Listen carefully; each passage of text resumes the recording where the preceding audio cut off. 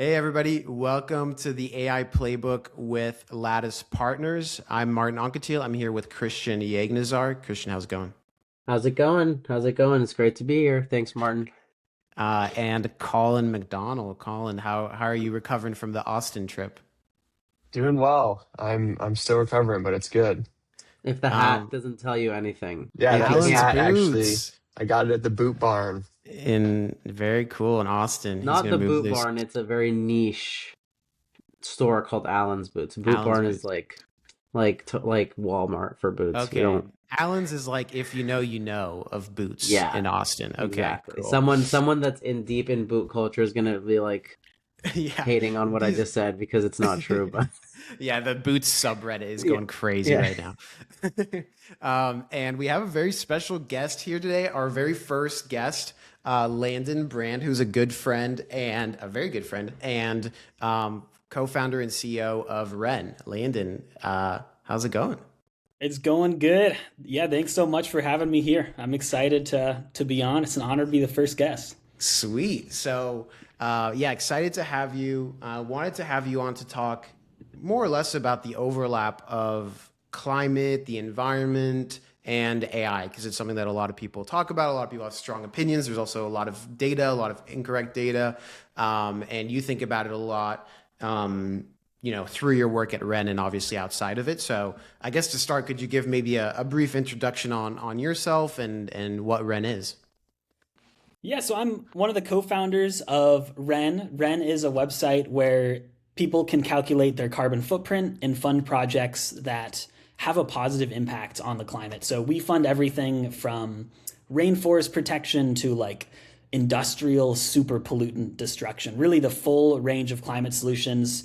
And in terms of what we have looked at and some experience with it, it's even more broad than that. So definitely think about the question of how can we have a positive impact on our climate quite a bit. And I should mention too, we started Ren about 6 years ago, and about 2 years ago, we actually built out another project that was built for renewable energy developers to help them understand local permitting and community sentiment concerns and ultimately get solar farms, wind farms, and similar projects built more quickly and easily, mostly focused on the US.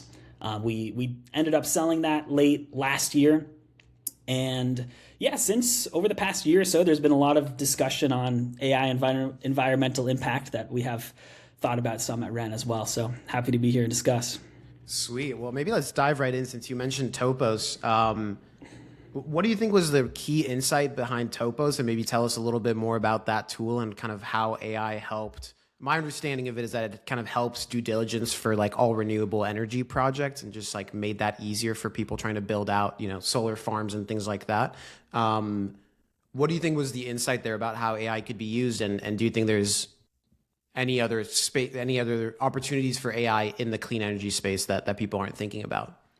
Totally. Yeah. So just to give a little context on how renewable energy development happens, at least in the US, and I think broad strokes, it's similar in other countries as well.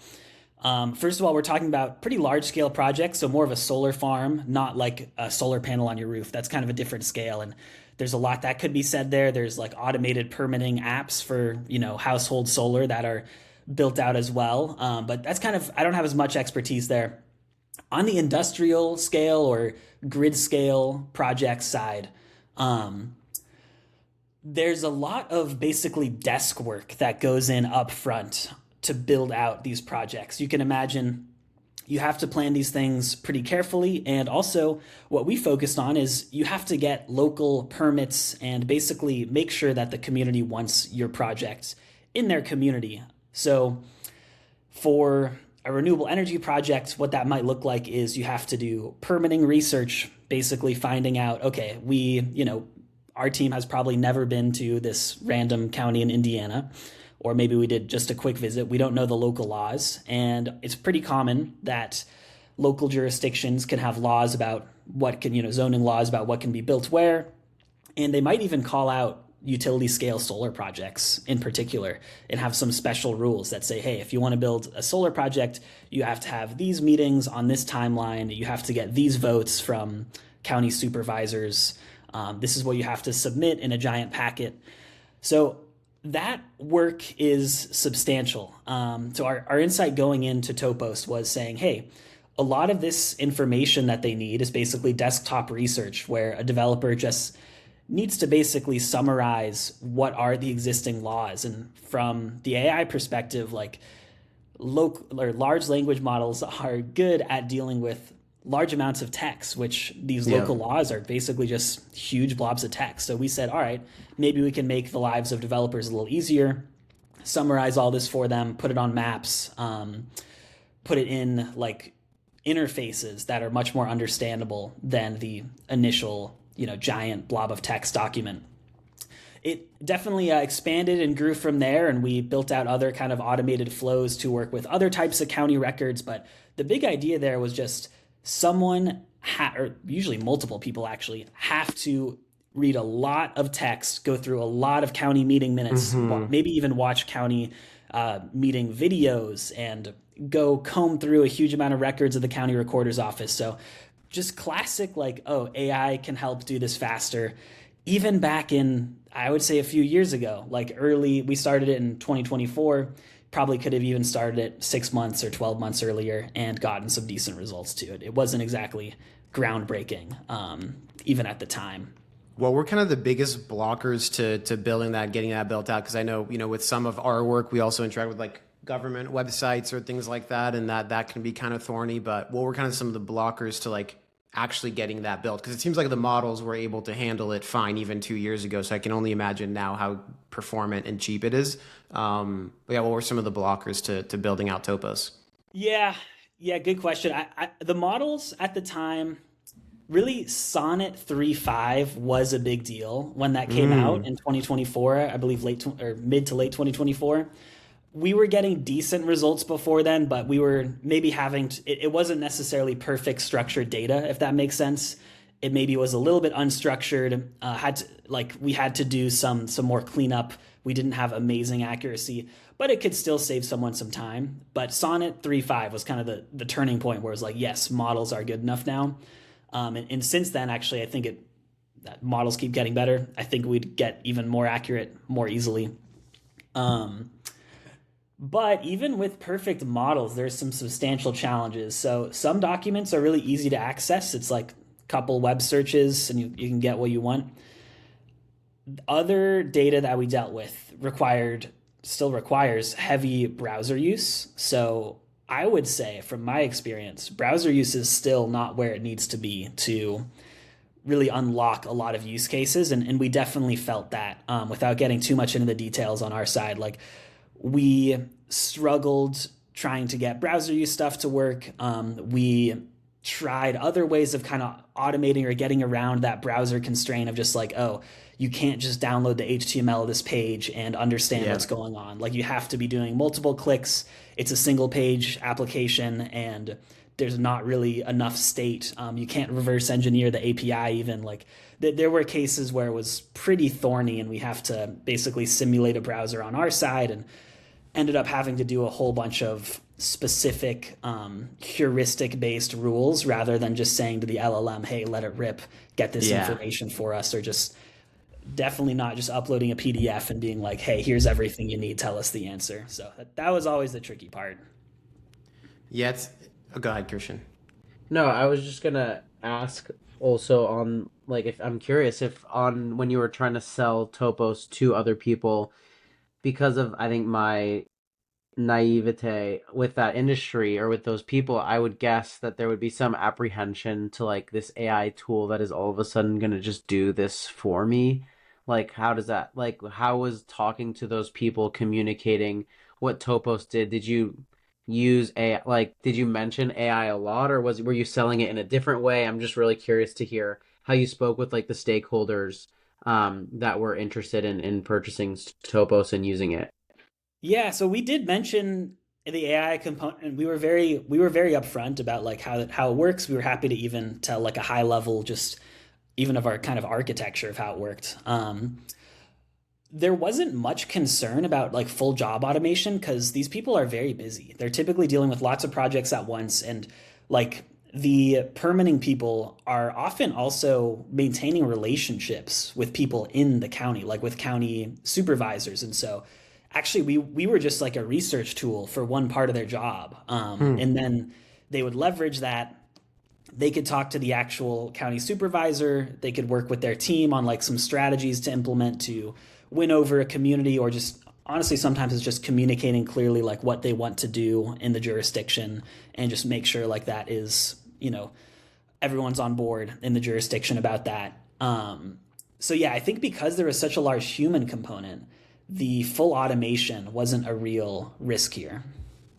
That's interesting. It kind of reminds me of like I forget the exact framework, but people have a model for like I think about it in the context of like chess, of like human and then like computer and then like human with computer. And I think it feels like sometimes people are just trying to go just straight to like automation. It's like, I'll just have the AI do it, when in reality, one, there might be actual like limitations technically to just the AI doing it. And two, I think when you can mix the human element with the AI element, you get kind of the AI doing the easy stuff, and you can go in and do the hard stuff and like think about it more deeply. Yeah, that's totally true. And it's just at the end of the day, like for anything that is involving a political process, humans are, well, Yeah, you never need say humans. never, but I think humans are going to be there for a while until we have AI overlords who rule our every decision. Yeah, yeah. What about the sentiment about AI in general in the industry? Do people not like it because of this concern of water usage, the data center build outs, all of that stuff? In the renewable energy industry, they view AI use pretty favorably, I'd say. So one is that I think, like many professionals, they just want to do their jobs more quickly. And, the tools we were doing, it's not replacing creative work or something like that. Like, I don't think any of the environmental or permitting professionals we were working with were saying like, oh, I am so much better at like reading through this ordinance than anyone else could ever be. I'm doing it more beautifully than anyone else could. I think it was very much like, oh, I have to do this to get my job done, and then I can work on the interesting parts of the job. So I think that's always, industries like that are going to have a favorable view to AI and see it as a way to save time. And also worth noting is like these renewable energy developers, some of the biggest growth in the industry of the past year has been from data centers, because data centers are all of a sudden this very interesting customer for electricity. They want electricity fast. They want it. I mean, really just fast, and they want it reliable. And it's a pretty difficult challenge, actually, what some of these data center developers are trying to do. And they typically do work with like even some of our customers at Topos to build their data centers. So I think because of that, the industry views it as like, oh, data centers, AI, like this is a partnership between the energy side and like the compute or intelligence or data center side. Yeah, that's really interesting that they're actually involved in those projects directly. So they understand that landscape. I guess kind of shifting gears into what Colin was hinting at is I think there's a lot of people who have a unfavorable view of AI because of its impact on the climate and on energy. And I think kind of if I had to summarize, it's like three key points. It feels like one is water usage. One is, disproportionate energy usage and that being not clean energy maybe. And I think the third part is maybe, that increasing the price of energy in local communities where like a data center is being built out. If there's a data center near you and they're using a ton of the local grid, I don't understand that fully, but that would, by simple supply and demand, if they're not bringing a bunch of energy, it would increase the price. So I'm kind of curious. I mean, we don't have to go through them all one by one, but I'm kind of curious, like your take on the landscape of how AI is impacting climate and energy at a broad level, and then maybe we can drill down into each of those. Yeah, there's a lot to dig into here. So I Yeah. guess a high level. First, I think I have to just mention with water. I think that is totally overblown. AI water use concerns. Really happy to get into that more, but that is the one I'm least concerned about. I think on climate impact specifically. So what this specifically would mean is on like CO2 emissions from burning natural gas. There's also like fugitive methane leaks, basically, which is kind of even worse than CO2 emissions. But basically we're using fossil fuels to power, the US grid and usually these data centers, which results in like meaningful emissions. I think it's often overstated how big of a deal these data centers are in terms of emissions. And also I think some people believe that there's like a very large impact to just day-to-day use of these models. Like if you use ChatGPT, 20 times a day, that is causing a huge amount of emissions. That's not really true. It's much more impactful to think about like your diet or how you drive or these things that are honestly probably smaller lifestyle shifts have like a 10 to 100 times more bigger impact. But I do think there is some real concern to be had around on like the industrial scale. What is the climate impact of AI going to be? And luckily, I think there's ways to mitigate that impact, like what Ireland is doing with having like a clean energy mandate for data centers. I think the US or states should adopt similar policy of trying to mitigate the impact of data centers while also still allowing them to build. I think with data centers, it's important to keep in mind, it's like oftentimes these are some of the wealthiest, biggest companies in the world trying to build these projects, and the energy costs are small. It's a small percent, like 10%. Oh, really? Yeah, the energy costs are not the main capital cost or like operating expense of these projects. It's the real expense is the chips still. The reason people talk about energy so much is because even if you have the chips, you still need the energy. And it can take quite some time to get that energy lined up normally, like a few years. So it seems to me like the situation is basically, yes, these companies have enough access to chips, like H100s or whatever. The limiting factor in terms of actually getting the project built is now not a money thing. It's just a time thing with energy. And I think there is some cost sensitivity still, but it's, it's like, in my mind, can you make AI a little bit more expensive, but way, way cleaner? I think that would be a really good thing. So yeah. Okay, we'll get back into the energy stuff. I want to talk about the water thing because you also shared this cool kind of visualization with me that I wanted to pull up to kind of talk through the water thing, because I think that's the biggest talking point. Like I feel like people bring that up all the time with AI, and it's hard for me to explain because I think it also totally like violates kind of the narrative that we have around water, that like it doesn't feel like we use a lot of water. I'm kind of curious on this, Landon. I mean, for people that are just listening, this has basically different sources of water use, and you can kind of like click on them and show how big each one is. And like right now there's a massive thing, which is all US irrigated corn, which is 3 trillion gallons per year. But I'm curious, Landon, if you have like a thing that I should kind of pull up here to maybe illustrate the example best of the AI usage for AI, the water usage for AI. Yeah, I'd say pull up. Do you have all U.S. data centers 2030? Projection. That should be somewhere, and then golf courses. So here's an interesting thing.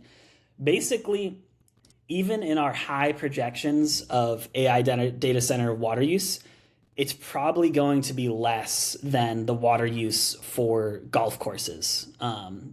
Also similarly less than water use for paper mills, less than water use for pharmaceuticals. So I think when people talk about water, the thing is they're saying like, oh, it uses this many millions of gallons, which to a normal human being who isn't experienced with like irrigation or industrial water use, it sounds like an insanely huge amount of water, and in absolute terms it is. Like you could, if you had a tank with millions of gallons of water, it's like a pretty big tank. Yeah. The thing is, we use so much water because in some places water just falls from the sky, right? Like this is showing all irrigated US corn. Well, in Indiana, where my dad spent some time growing up and I still have some family, a lot of corn is just not irrigated because the water falls from the sky. They don't have a water bottleneck in those areas. Now, it would be nice to irrigate that, like they could have higher yields and so on. But I think sometimes people think of water as this resource that is extremely scarce because they may see a headline like a few years ago, like Cape Town running out of water or something. Yeah. Even my hometown of Santa Barbara, we've had very low water amounts in our reservoir before. but those are water stressed areas. And in a water stressed area, it's extremely important sometimes to conserve water. But if you are in an area with plenty of water, it doesn't really matter how much you use. Like we aren't making a meaningful dent in the Great Lakes, for instance, in terms of water use. Like we're never going to deplete the Great Lakes.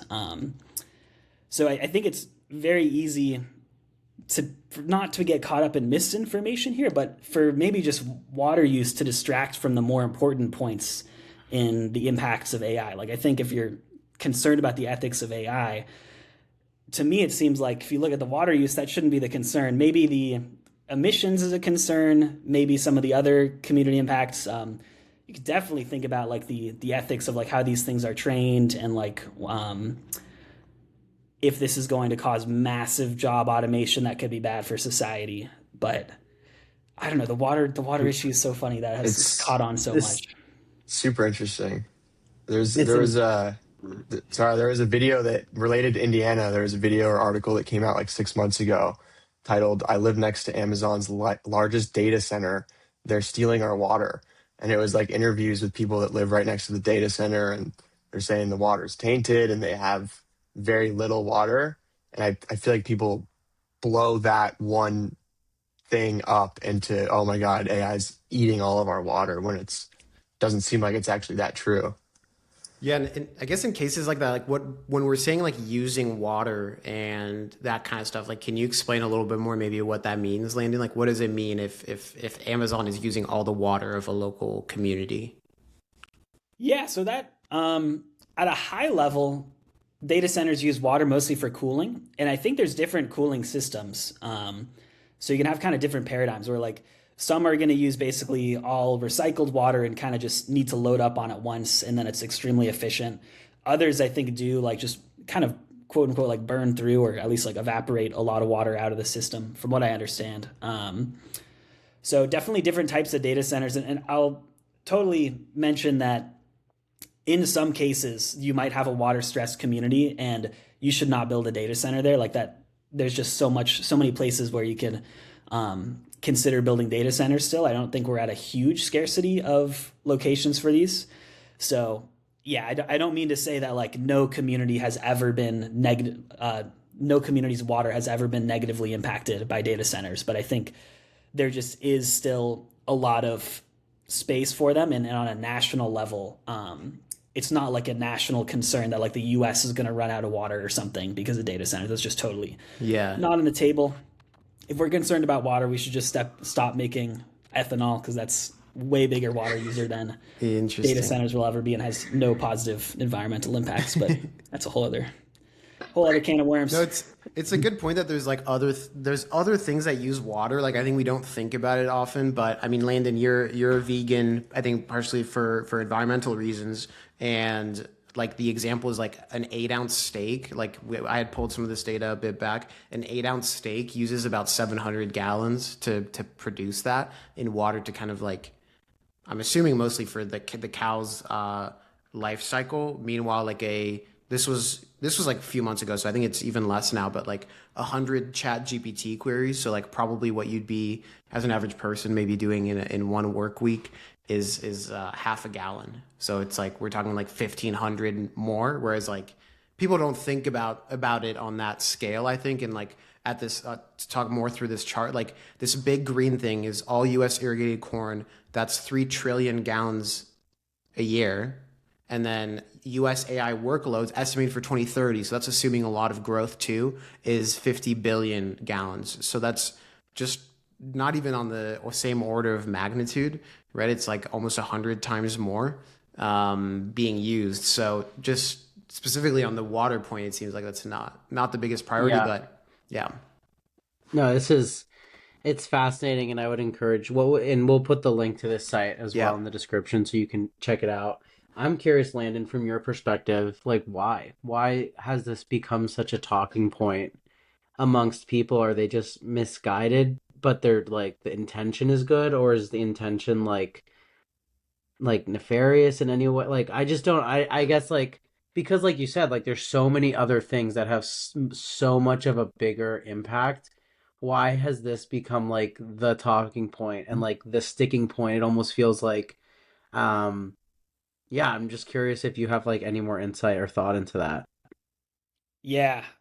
Yeah, that's a really interesting question. Maybe before diving into that really quickly, I'll just piggybacking on what you said, Martin. I think if you are a listener concerned about your environmental impact in AI, I would say consider like just cutting beef consumption slightly. Like if you cut Yeah. red meat consumption by 50%, that's going to have a much more positive impact on the climate or water than changing your AI usage. Same with it's more expensive to like buy an electric car or something like that. But electric cars, heat pumps for your house, and those solar panel on your roof, that's all going to be way bigger deal than the AI stuff. So just wanted to get that out as someone who would want to see that change in the world. But yeah, to your question, Christian, I think it's a really good question. What's going on with AI and like morality? I think a lot of people have a moral judgment of AI, and there's many reasons why they might have that. So ones we've already kind of mentioned is this environmental stuff, as well as something about mass automation is another concern that a lot of people have. There's also some concerns about, yeah, was this training data sourced ethically? And I think in a lot of cases, I think there's a really strong argument to be made that no, it's kind of been stolen, or at least like the people who provided training data didn't realize they were providing that data. There's also a question of, is AI like making people dumber? I think that Hmm. has joined this like moral argument, or set of moral arguments against AI. And I think I honestly think there's some good points to be made with some of these. Like, I personally do wonder what the economy is going to look like in the future. I'm not quite totally feeling doomed about it. I think similarly, like there's people who are maybe concerned about like, is humanity going to go extinct because of AI or something? And I'm probably not quite that doomer either. Yeah. But I do think there's some real negative concerns with AI and like negative impacts it could have. And I think what's going on with the environmental stuff is people are more concerned about the other negative societal impacts. I think also people, because like the question of, is AI making you dumber? I think a lot of people just are seeing AI use as a crutch that ultimately is almost bad for the soul. Basically, that's kind of how Mm. I'm reading it, to be honest. Um, and when you have that sort of belief going into it, I think it's really easy to see the water use and say, oh, this is just another reason why AI is so bad, and like make it join this argument that is already based on your preconceived notions of, is AI good or bad, rather than it being about the water use. I think it's just a talking point that has Yeah. taken hold in the space. And I'll also mention, I do think the climate impacts of AI are real, like on an industrial level, and I am concerned about them. I'm very interested in like clean energy mandates for AI data centers, for instance. I think there's absolutely stuff we should be doing there. I'm not trying to say that AI has no environmental impact here, but yeah, I do think it's maybe less rooted in the environmental stuff, more rooted in the other aspects of AI morality.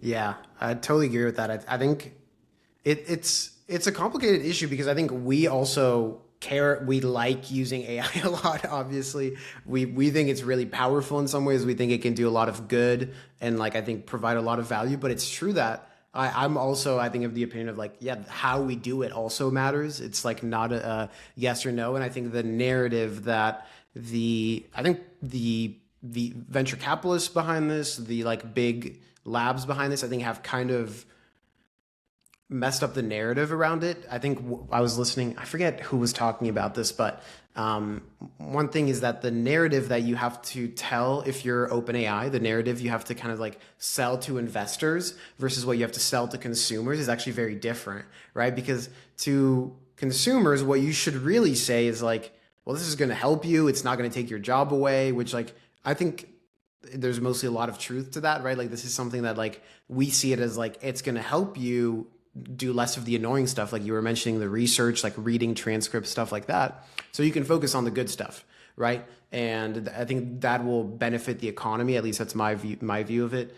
But the way that you sell it to investors is you say you can fire a bunch of people and like save a bunch of money, and like also like this is a really scary technology and you should trust me to kind of like push this forward and be the leader for this, which is what OpenAI and Anthropic and I think that's also partially a result of like kind of the effective altruism movement and the approach there behind Anthropic.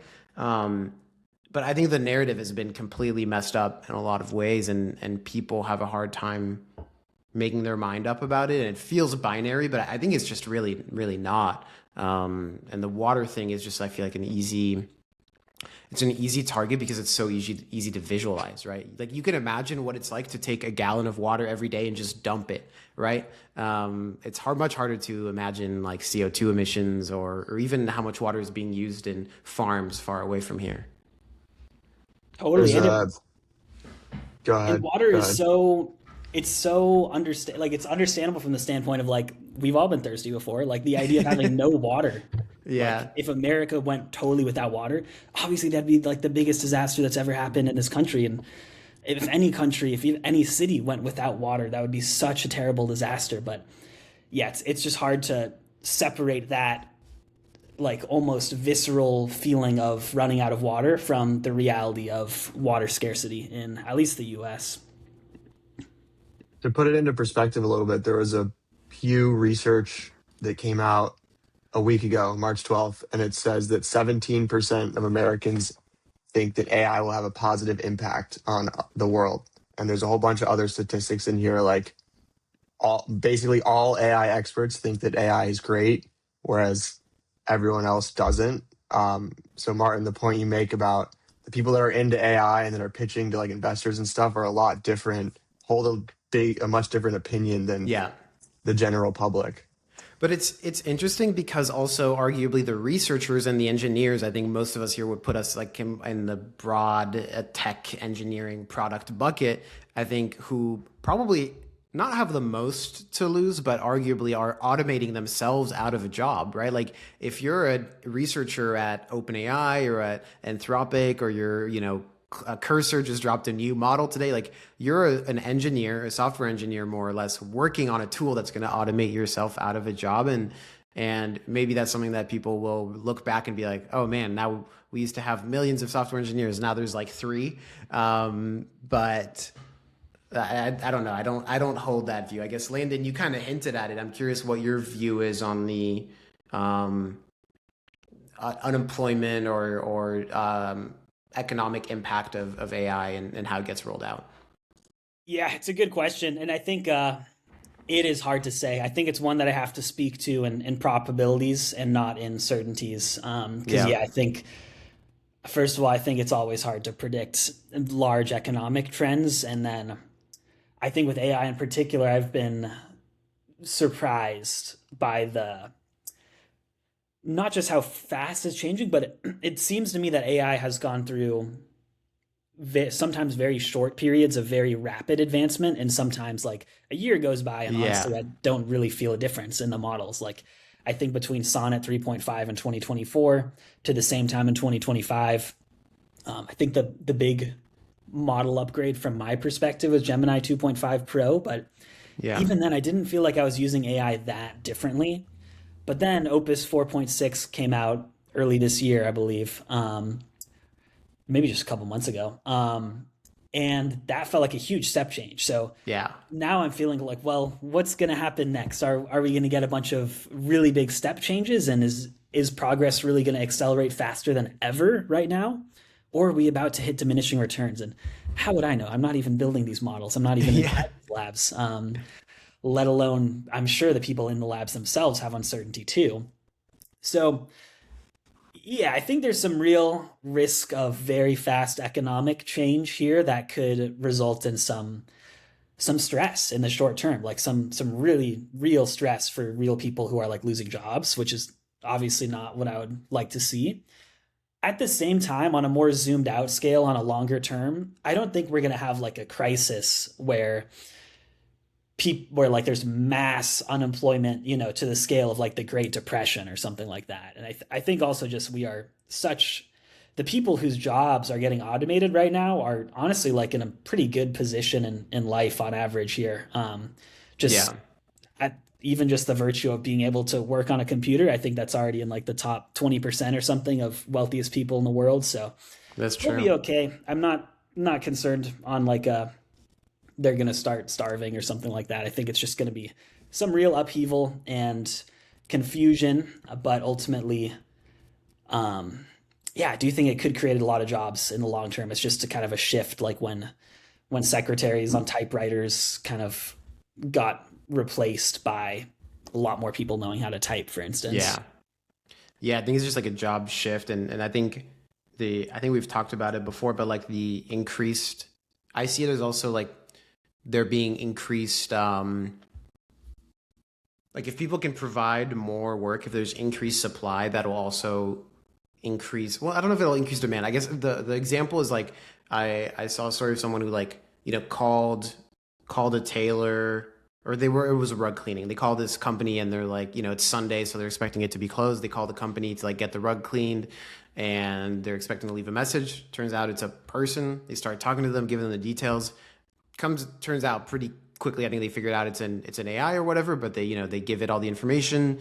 They have access to the company's CRM or whatever, so they can send them an email with the quote. They get the quote. There's like, oh, this thing's off. Like, can you change this? The AI agent, changes it. They have their quote. They book an appointment to drop it off the next day. And if you think about that company without an AI agent, well, on Sunday, probably the person's not working, they're taking the day off, which makes sense. Or they would maybe have to pay someone to staff the phones 24/7, even if there's no calls coming in. And instead, they probably wouldn't have booked that, right? If there's like maybe a longer turnaround or the person isn't as capable. And so now they have one extra like job that they wouldn't have been able to get done. Like they have one extra client, that they wouldn't have been able to get maybe otherwise. And like if you think about that at scale, that means a lot more small businesses are able to like get more clients and like move faster. I think that's like, to me, the like optimistic case for AI is like more people are able to start businesses. There's just more businesses than there were maybe 6 months ago. And that leads to, or just continuously keeps growing. And I think that leads to more people hiring more people. Didn't you have that situation like last week with a moving company or something? Yeah, I had it with, I was trying to move my piano as well. So it's just, I saw the story and I thought that story was better than my piano story. But my piano, I'm not 100% sure it was an AI, but it felt like it was either an AI or it was someone who's very efficient. I just didn't really care. It was just really fast. So I think that's the kind of thing where it's like, I think there's maybe some elements sometimes when you're interacting with an AI agent, it can be kind of misleading. But in that case, I'm like, I don't care, dude. Like, I just need to know how much this is so that I can like, get this thing done. And I think companies that recognize that will do pretty well. Yeah, I think that's totally true. It can create a lot of opportunity as much as it causes upheaval too. Yeah, absolutely. One other question, Landon. Maybe this is slightly shifting gears, but this has been super fun. I feel like I have learned a ton. I'm curious because I feel like a lot of the people I hear on the internet or on TV or whatever are, and I think maybe this says something about just our general, like, America right now, is it's just very like, it's doom or gloom. It's like, or it's like, this is the best thing ever. It's like, oh, AI should die today because it's the worst. Or it's like, oh no, we need to be building data centers in like every town ever. And maybe I'm exaggerating, but it feels very one-sided on both sides. But I've really appreciated like your nuance and like how you think about it. And I'm curious, like, for myself, like, and other people, if they're interested, like, where would you start, and like, where's the best places to like learn more and like educate ourselves on kind of this, like, where are the places where people are talking about this in kind of like a level-headed intellectual way where we can actually understand what is the stuff we should be worried about, what stuff should we not. Yeah, I'm just curious to hear more about like if there's places we should be looking at, thinking about, reading at. Yeah, I love that question. Unfortunately, I think there's not an amazing like single source, or I think there's work to be done on this, where like I think the communication and education side has a lot of work to be done. That said, I will shout out Andy Masley. He built the tool that Martin was screen sharing earlier. He has he has another similar tool for like carbon footprint of certain things, including AI usage, and that's a really fun one to play around with. He's active on Twitter and has a website with various posts and so on. So that's a great resource if you want to just basically debunk some common popular points about environmental impact of AI. I wish there was a better resource for AI and electricity prices, which is something we haven't really talked about, because that is actually such a more complicated topic that even I don't feel qualified to speak about that much. But I wish someone would really sit down and write a really great article about how electricity prices work and how AI data centers both are playing into that today and should be playing into that in the future. So if anyone writes that, please do email that to me or find me on Twitter or something. Reach out on LinkedIn. On a very broad level, do the people that live near a data center, is their electricity going up, the cost of their electricity? Or do you just not even know about that? I mean, I think in some cases it has been. I believe there's very clear examples where it has been, but also the community can choose how they want electricity prices to change to some extent, or the utilities can. And we're seeing big changes in how utilities or just grid operators are requiring data centers to work. So I think jury's kind of out in terms of what the final say will be. And I would say that, in my opinion, once again, these are companies that can foot the bill. So why not demand that they maybe pay a little bit disproportionately, even if it's kind of unfair or something? I think these are companies that have the funds to potentially even just subsidize electricity prices for a community. And if you think about a big benefit to these communities is tax revenue in the first place. And it's typical, even for any solar project, for instance, it's typical to create what's called a community benefits package and show the community, hey, your school is basically going to be completely upgraded because you have this solar project that generates a ton of tax revenue. So I think AI data centers should totally do a similar thing where they just can pay more of the bill to prevent electricity prices from rising. And because usually you need to build a lot of infrastructure to service these data centers, and that costs money.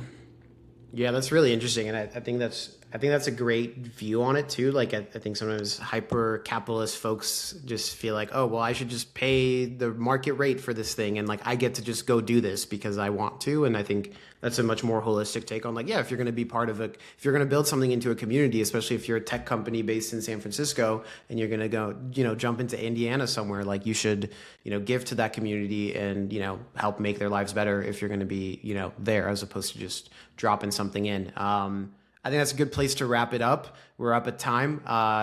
Thanks, Landon, for joining us. Do you have anything maybe where people can reach you? Maybe Wren, I don't know, anything you want to plug? Yeah, feel free to reach out on LinkedIn. Actually, it's probably the easiest place to find me, Landon Brand. And check out Wren if you're interested in your personal carbon footprint or just having a positive impact on climate change. You can find us at wren.co. It's WREN. Awesome. Thanks for joining us, Landon. Yeah, thanks so much for having me. Thanks, Landon.